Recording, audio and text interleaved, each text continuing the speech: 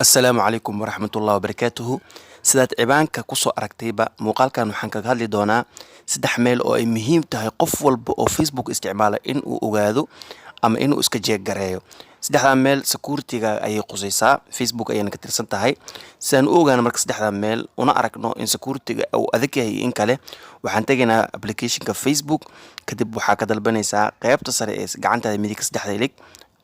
kadib waxaad ka xulinaysaa halka hoos ay ku qoran tahay settings and privacy, waxaad ka sii xulinaysaa settings. markaad halkaa ka xulato kadib waxaa kusoo bixi doono wejigan.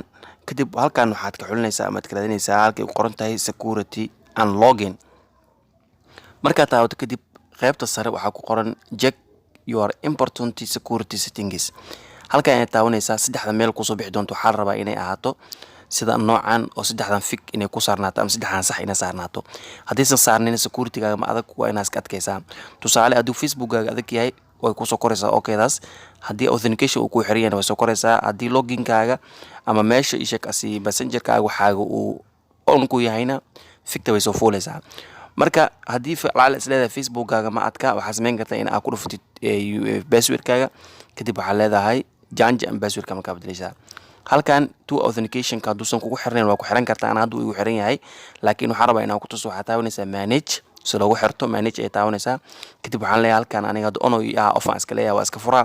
hadda marka hadduu adigu kugu xirnayn hadda ayaad xiran kartaa. marka halkan geli Facebook-gaaga password-kiisa.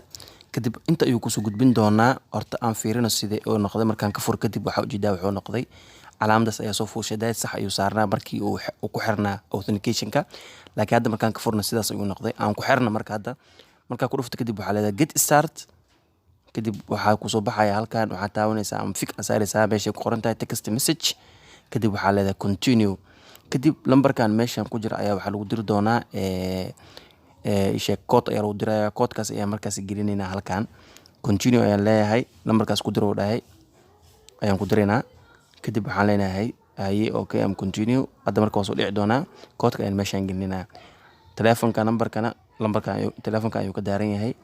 waa kay wuu soo diray eber 4 24 39.